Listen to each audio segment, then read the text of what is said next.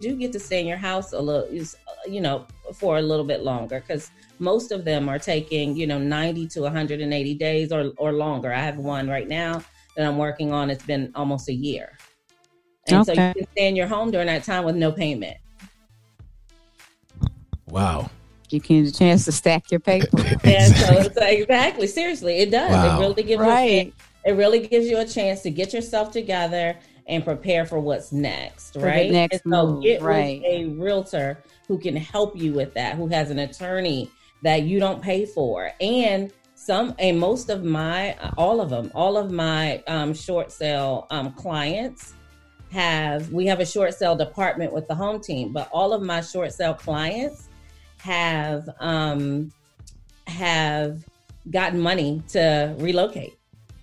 Oh, okay. Yeah, so sometimes up to $10,000. Are the banks offering that, or we ask for it? Working? Yeah, we ask for it. You have to ask for it, and you have to show that you really need it. And so we know how to do that. Yeah, we know how to position you so that you can still benefit financially in some way in a short sale situation, because it's a really emotional situation, right? It's not a sale that you really want to do. So curious, what does the help look like? Is it like $2,000 or $200? It can be up to $10,000. Oh wow, that's amazing. Mm-hmm. Wow. It can be up to $10,000, and we are having some lenders that will pay that. But the minimum is about $3,000 that we've been able to get. Wow. Then they have an attorney working on their behalf that doesn't cost them anything. Mm-hmm. Wow. Right? So that's good. It's a true benefit to you. So, I mean, as we potentially go into that kind of market, if that's where you may be, get with a realtor ASAP. They stop the foreclosure process. Is stopped. You're able to start, preparing for what's next without being nervous about like what's happening out there. Somebody gonna come to my door, what happens. So sure. Right. So you know where you're going when you leave your property. Absolutely. Right. Absolutely. I love that. I love that. Yeah. So and we do a lot of work with our clients to get them into their next house. Wow. So to kind of build on Shannon's line of questioning, because this is something I'm sure most people hadn't heard of. I know I had never heard of this. So for those folks that are in that position, as Shannon said, that the service industry, especially in Vegas and in Orlando and other places, people have lost their jobs because a lot of the hotels and so forth, they've been laying people off. So when a person finds themselves in that position, and I know that's very that's a very anxiety filled situation to be in.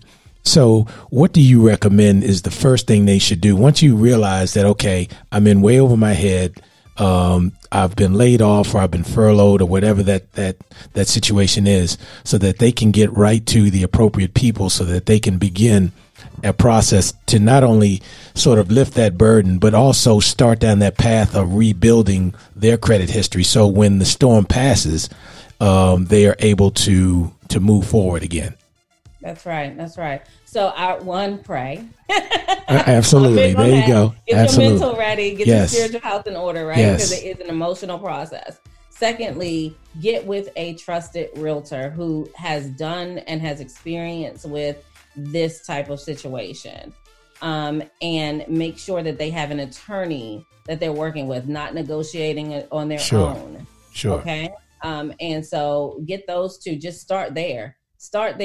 Pass the load on to somebody else. Sure. You sit back, you let them guide you. You just live your life until, it's time to move on to, wherever you're going. Sure. And that's literally what the service that a realtor can provide to you, that's experienced in short sales, is to take that burden, that emotional feeling off of you so that it can help you get into some other place. And while they're working on your, short sale, they're also working to find you your next place, even if it's a temporary space. Wow. Right.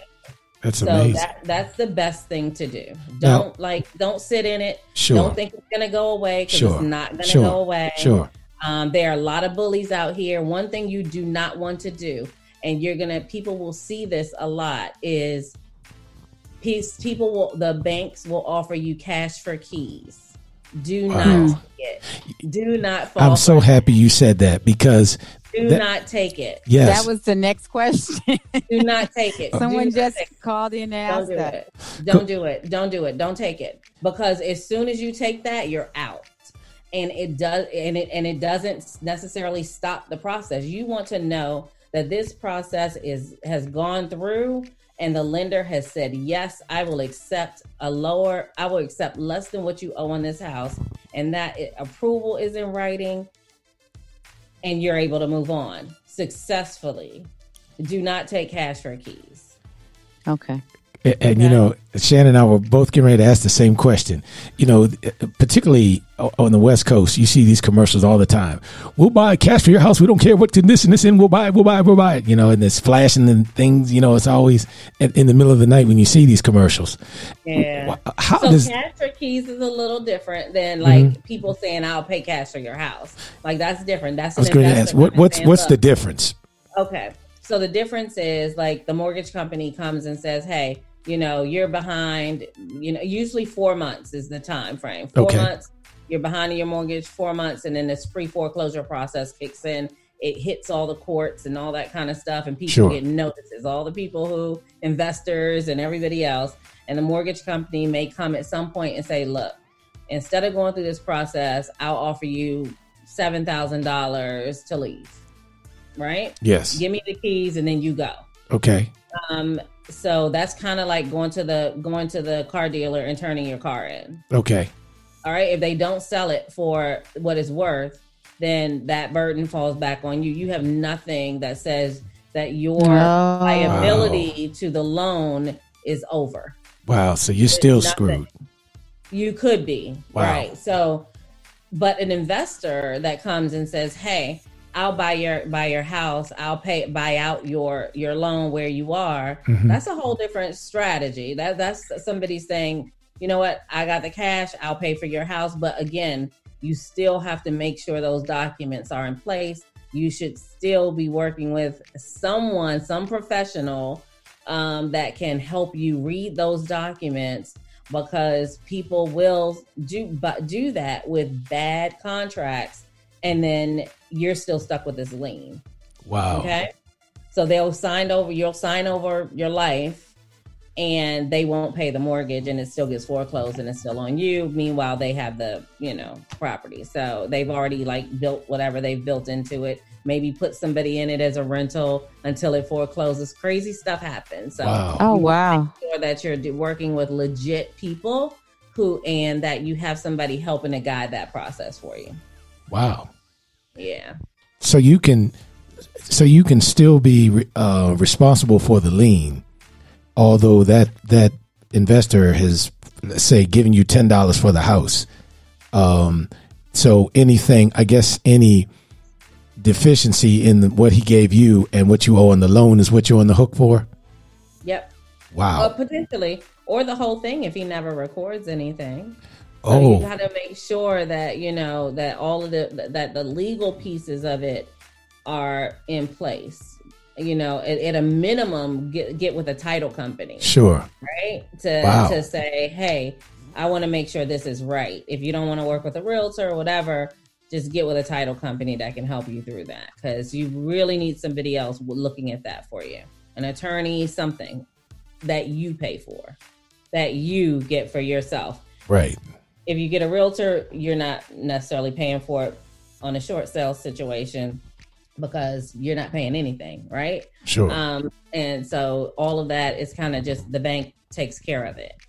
So you're not really, most people don't get into the process because they're embarrassed, or, they are, they can't believe they've gotten themselves into this and they don't want people to know and all that kind of stuff.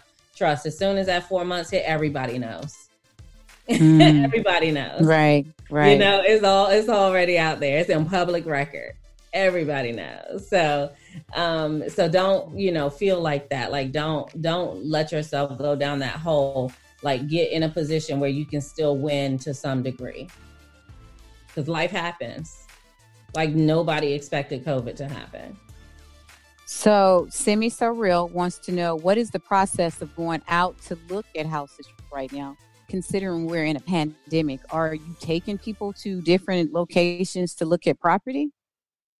Yeah. So when COVID first hit, we were at least in our area, we're deemed essential. Real estate was deemed an essential service, right? So we were still able to do. Initially, it was only virtual showings. So if you had listings, then you had to go and do video of your listing and put it out there and send the video. Then it opened up a little bit more, and you were able to go in, but with masks and gloves and shoe coverings, hand sanitizer, and they limited the number of people who were allowed in to each house. And then open houses were still like shut down for a while. Now, so people went virtual. Like we pivoted and went virtual. We did virtual open houses and things like that. So, but yeah, that right now everything is pretty open. There's still a lot of rules around how many people can go into a home and how many people, can go into closings and things like that. But we're able to show, like, you can't bring the whole family anymore. It's like your realtor is just the buyers and the realtor. Oh, okay. Mm-hmm. And her part 2 of the question I can answer. No, Semi So Real, we're not giving a house away at the end of the show. You get a house and you get a house and you get a house. That's right. Tell Semi So. We're not giving away houses. I want to give away as many houses as I can. Tell Semi So. Absolutely. What did she ask? What did she ask? Are we giving any houses away at the end of the show? Oh, hell no.